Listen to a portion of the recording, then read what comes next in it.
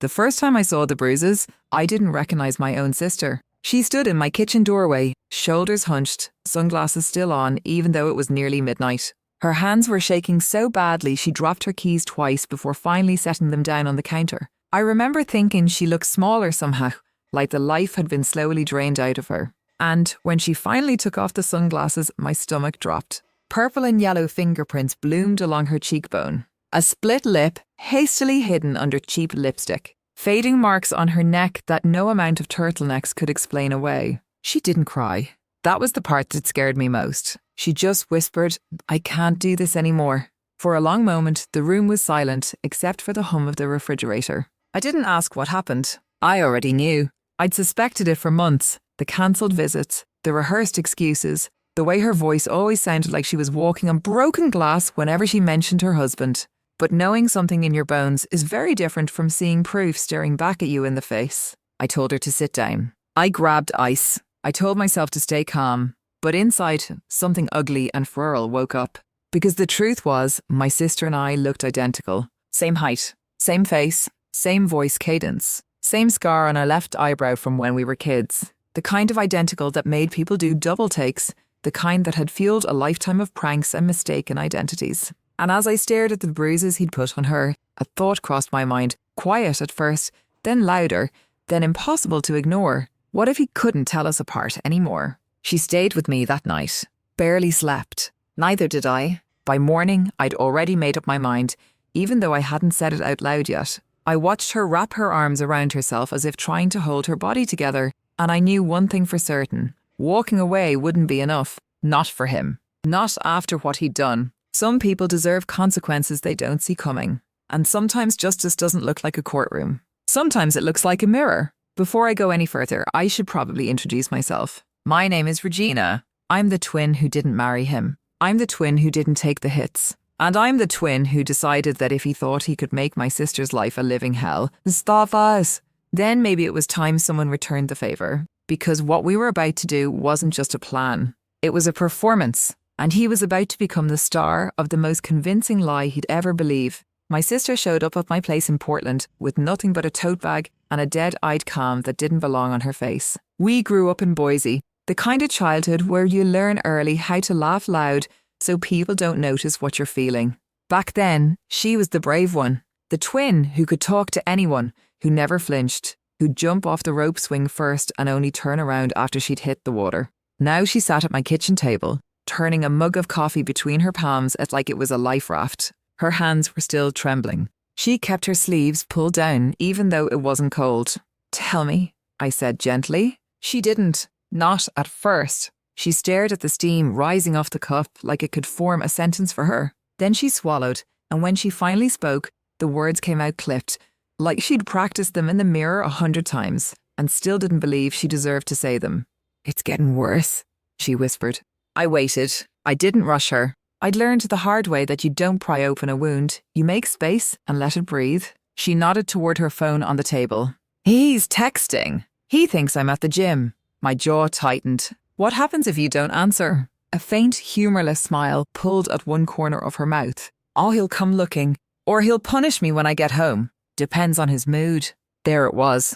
The casual way she said it, like it was a weather report. My blood went cold. I wanted to say his name like it was a curse. I wanted to ask why she stayed, why she hadn't called me sooner, why she'd let it go this far. But I didn't. Because victims don't need your why. They need your what now. So I asked, "Do you want to leave him?" She stared at me like I'd asked her to jump off a cliff. Then she nodded once, small, almost invisible. "Yes," she said. "But I'm scared." "Of him." She gave a little laugh that sounded like it hurt. "Of everything. Of leaving. Of staying. Of being alone. Of him telling everyone I'm crazy." She swallowed. "He already started that, Brit." My stomach dropped, because I knew that playbook. Make her doubt herself. Make everyone else doubt her too. Turn her into the problem so he could stay the solution. "Who knows?" I asked. "Not many. He doesn't like me airing private matters." Yes, it is Her fingers tightened around the mug. But his sister knows something. She's seen the way he talks to me. And she just looks away. I leaned back, fighting the urge to punch a hole through my own wall. Where is he right now? At work. He'll be home around 6. Her eyes flicked to the clock. It wasn't even 10 yet. If I'm not there when he gets home, he'll... She cut off like her throat had slammed shut. I reached across the table and covered her hand with mine. You're safe here. She flinched at the word safe, like she didn't trust it. You don't understand. He tracks me. My phone, my car, everything. He'll show up. And if he thinks you're helping me, He won't, I said, and my voice came out firmer than I expected. Not here. She studied me for a second, and I realized she was searching my face for something. Fear, doubt, hesitation. But she didn't find it because I didn't have any. What I had was rage, the kind you keep under your ribs until it turns into something sharp. I stood and went to the window. My neighbourhood was quiet, small craftsman houses, dog walkers, a couple of the kids on scooters. Normal life. The kind of a life my sister had been pretending she still lived. Behind me, her voice cracked. He says nobody will believe me. He says I'm lucky he loves me. I turned back slowly. What does he do when he's sorry? That question made her shoulders stiffen. He cries, she said, like she was ashamed of the answer.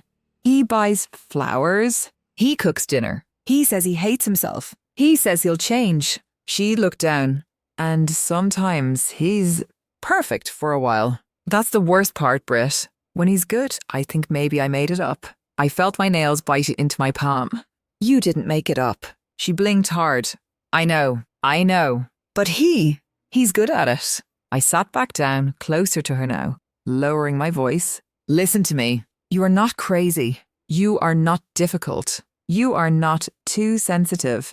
You're surviving. Her eyes welled, but still she didn't cry. She just looked exhausted. I took a breath. Okay, here's what we're going to do first. We're going to get you a new phone. A cheap one. We're going to turn yours off. We're going to check your car for trackers. We're going to start documenting everything. Her head snapped up. He'll notice. Let him, I said. Because this stops now. She stared at me like I was speaking another language. Then she whispered, You don't get it? He's charming. Everyone loves him. At church, at work. Then we won't rely on everyone, I said. We'll rely on proof. She nodded slowly, but her face still looked like someone standing on train tracks, hearing the rumble in the distance. And that's when I saw it. The tiniest flicker of something else under her fear. Not hope. Something darker. Something like anger. Like she was finally letting herself hate him. She swallowed. If I leave, he'll make me pay. I leaned in. What if he thought you didn't leave? Her eyes narrowed slightly. What?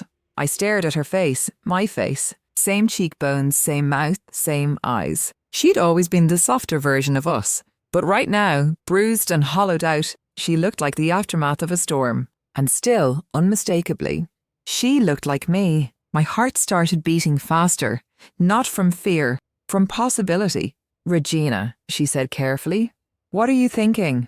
I held her gaze. I'm thinking, he's been so busy tearing you down he forgot something. She swallowed. What? I smiled, and it wasn't a nice smile. He forgot you have a twin. Her breath caught. No? I shrugged like it was the simplest idea in the world. Why not?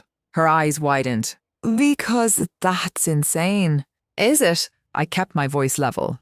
He wants control. He wants predictability. He wants you terrified and obedient. So what'll happen if the version of you he comes home to isn't the one he trained?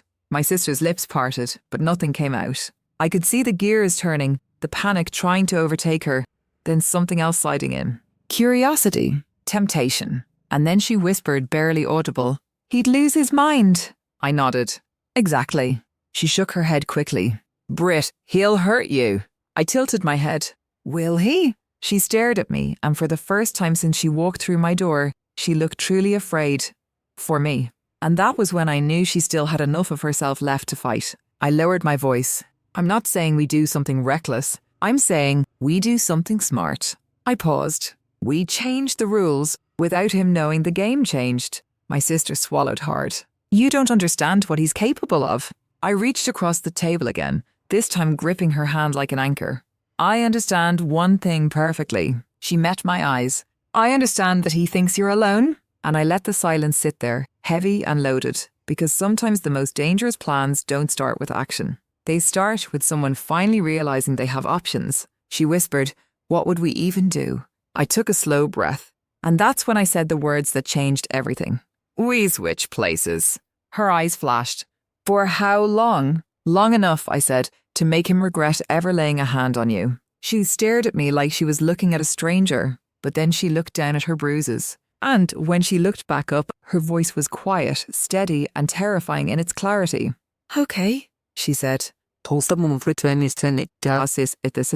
me what you need me to do." We didn't rush into it. That was the first rule. If we were going to do this, if we were going to step into each other's lives and fool a man who'd spent years studying my sister's every reaction, we had to be meticulous. Careful, cold. By noon, her phone was powered off and wrapped in aluminum foil inside my freezer. Paranoid? Maybe. Necessary? Absolutely. We drove to a strip mall in Beaverton and bought a prepaid phone with cash.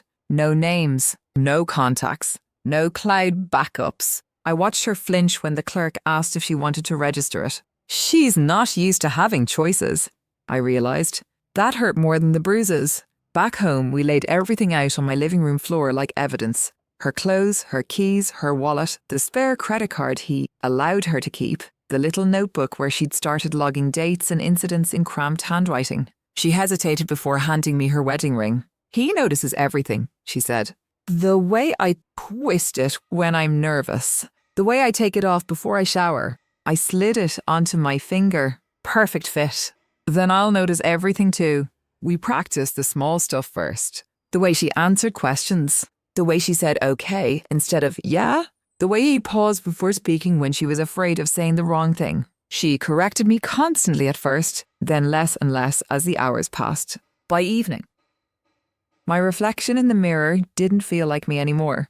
It felt like armor. We went over his routines next. What time he got home. Where he put his keys. Which mood meant danger and which meant performative affection. She told me how he liked his dinner plated, protein first, vegetables separate, sauce wiped from the rim. She told me which jokes to laugh at and which to politely smile through. "And don't contradict him in front of anyone," she added quietly. "Ever." I looked at her. "What happens if I do?" Her silence answered for her. The plan was simple in theory. She would stay with a friend 2 towns over, someone he didn't know well, while I drove her car back to their house in Hillsborough. I'd be her. Same clothes, same hair, same posture, same life. Just long enough, she kept saying, like a prayer, long enough to gather proof, long enough to unsettle him, long enough for her to get a head start on disappearing. At 5:42 p.m, I pulled into their driveway. My heart was hammering so hard I was afraid he'd hear it through the walls. The house looked normal. Too normal. Trim lawn, neutral paint, wind chimes on the porch. The kind of place people drove past and thought, they must be happy. I unlocked the door with her key and stepped inside. The smell hit me first. Lemon cleaner and something savoury simmering on the stove. My sister had cooked. Of course she had. I moved through the house slowly, touching things, grounding myself. Photos on the wall. Their wedding picture. Her smiling too wide, him gripping her waist just a little too tight. I filed that away. His keys hit the counter at 6:03. "Hey," he called out, cheerful. "You beat me home." I forced my shoulders to relax. Traffic was light. He stepped into the kitchen. Up close, he was underwhelming. Medium height. Clean cut. The kind of face people trusted without thinking twice. He leaned in to kiss my cheek, and every muscle in my body screamed. I let it happen. "How was your day?" he asked, already opening the fridge. "Fine," I said. Soft, careful. "Yours?" "Long," he sighed. "You wouldn't believe the idiots I deal with." He glanced at the stove. "You made dinner?" "Yes." He smiled, approving. "Good. I'm starving." We sat down to eat. I watched him from behind lowered lashes, studying the way he moved, the way he spoke. The subtle entitlement, the expectation that the world, and especially his wife, would orbit him. Halfway through the meal, he frowned. "Why are you sitting like that?" My pulse spiked. "Like what?" He gestured vaguely. "All stiff. You're usually more relaxed." I tilted my head, mimicking her habit. "Just tired." He studied me for a beat too long. Then he shrugged. "You should have gone to the gym. You're always in a better mood after." There it was. control wrapped in concern. After dinner, he reached for my hand. I almost pulled away. "Come sit with me," he said, already leading me toward the couch. I sat. He draped an arm around my shoulders, squeezing just a little too tight. Testing. I let my body go slack the way my sister had taught me. "You've been distant lately," he said casually. "You know that?" "I know." He smiled without warmth. "I just worry about you. You get so emotional." I looked at him then, really looked, and I did something my sister never would have done. I held his gaze. "I've been thinking," I said evenly. His arm stiffened. "About what?" "About us." A flicker of irritation crossed his face before he smoothed it out. "That doesn't sound good." "It is," I said. "I just want things to be better." He relaxed slightly. "Say, that's what I like to hear." I smiled, but inside I was mapping exits, memorizing angles, noting the way his confidence relied entirely on my submission. That night, when he fell asleep beside me, I lay awake staring at the ceiling, every nerve buzzing. My phone, her phone, buzzed once on the nightstand. A message from the prepaid. "You okay?" my sister wrote. I typed back with shaking fingers. "I'm in." The next morning, I did something small. I forgot his coffee, not on accident. He noticed immediately. "You didn't make it?" he asked, irritation sharp. "Oh," I said lightly. "I thought you could make it yourself today." He blinked, thrown off balance. "I was running late," I added, still calm. "You know how it is." His jaw tightened. "Since when do you forget?" I shrugged. And just like that, I saw it. The crack. Confusion. Bleeding into annoyance. It was tiny. Insignificant. But it was the first time his world didn't behave the way he expected it to. And I knew then, this wasn't just about protecting my sister anymore. This was about unmaking him. Slowly, carefully, from the inside. Once the pattern broke, it didn't take much to watch everything unravel. The forgotten coffee turned into missed check-ins. Missed check-ins turned into delayed responses. Delayed responses turned into something far more dangerous to him than disobedience. Uncertainty. By day 3, he was pacing. I could see it in the way his jaw clenched when I didn't immediately answer his texts, in the way he hovered in doorways, watching me like he was trying to relearn a map he'd memorized years ago. "Are you mad at me?" he asked one night, pretending to joke. I looked up from the book I was reading. "Why would I be mad?" He shrugged too quickly. "You've just been different." Different. The word tasted sweet.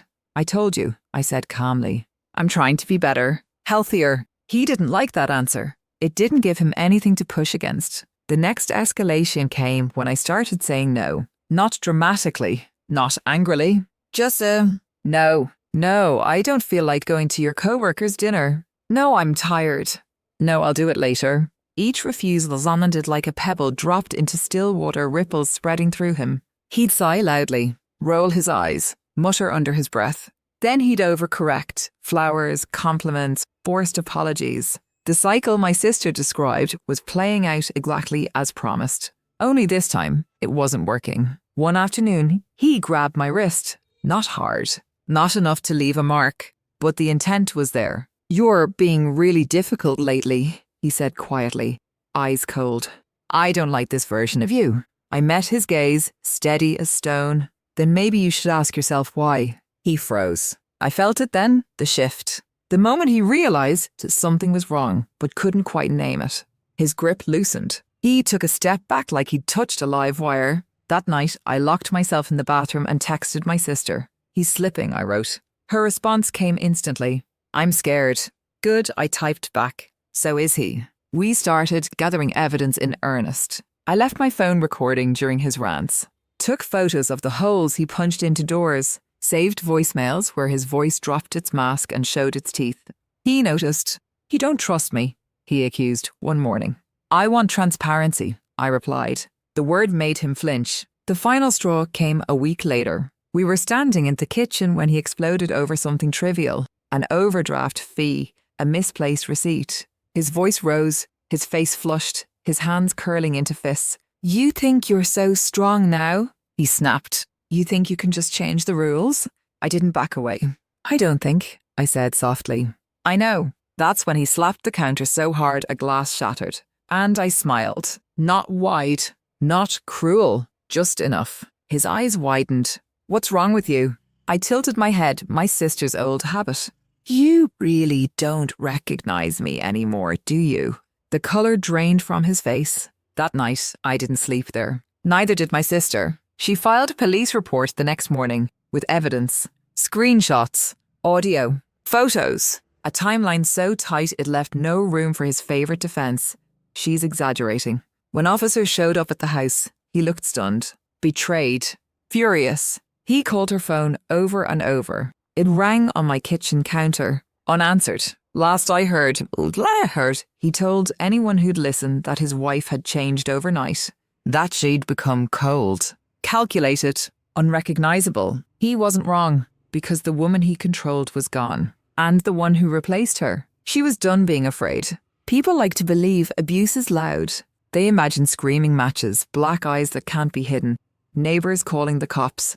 They imagine monsters who look like monsters. But the truth, the part nobody wants to sit with, is that most abusers look ordinary. They blend in, they smile at barbecues, they hold doors open, they know exactly when to lower their voices and exactly when to raise them. He wasn't shocked because the police showed up. He was shocked because she did, because the woman who walked into that station wasn't the one he'd spent years breaking down. She didn't apologise for existing. She didn't soften her words. She didn't look at the floor when men spoke. She told the truth, calmly, completely, and when he tried to interrupt, she didn't flinch. That part mattered more than the evidence, because control thrives on fear, and a fearful ode dies the moment someone stops performing it. In the weeks that followed, the fallout was messy. Mutual friends didn't want to take sides. His family claimed they were shocked and needed time. He posted vague quotes online about betrayal and loyalty and how some people change for the worse. Let him. My sister moved into a small apartment near the river. It wasn't fancy. The walls were thin and the heat took forever to kick in. But every morning she woke up without checking her phone first, without bracing for impact, without calculating how to exist. The bruises faded. The flinching took longer. Sometimes she'd still apologise for things that didn't require apologies. Sometimes she'd freeze when someone raised their voice, even in laughter. Healing, I learned, isn't a straight line. It's a series of small rebellions against the past. As for me, I went back to being Regina, but I didn't forget the version of myself that sat across from him at that table, unafraid. The one who said no without trembling. The one who looked a man who thrived on dominance straight in the eye and made him doubt himself. That version doesn't disappear once the crisis ends. She stays. Here's the part people might not like. What we did wasn't noble. It wasn't clean. It wasn't something you'd find in a self-help book. It was risky, calculated, and born out of rage as much as love. But it worked, because sometimes the system fails quietly. Sometimes justice doesn't show up until someone forces the door open. If you're reading this and thinking, why didn't she just leave? Stop! That question is a luxury, a safe, distant one. The better question is, why did he think he could treat her that way and get away with it? Abuse survives in silence. It collapses under scrutiny. So if there's one thing I hope you take from this, it's this. If someone you love seems smaller than they used to be, believe that instinct. If someone tells you they're scared, listen. And if you ever find yourself wondering whether you're overreacting, ask yourself who benefits from you staying quiet. Because monsters don't fear anger. They fear clarity. And once they're seen clearly, they rarely survive it. If you want to hear what happened next, how rebuilding really looks, how freedom feels after years of control, and the mistakes nobody warns you about, stay with us. This channel doesn't just tell stories. It tells the parts people are too afraid to say out loud.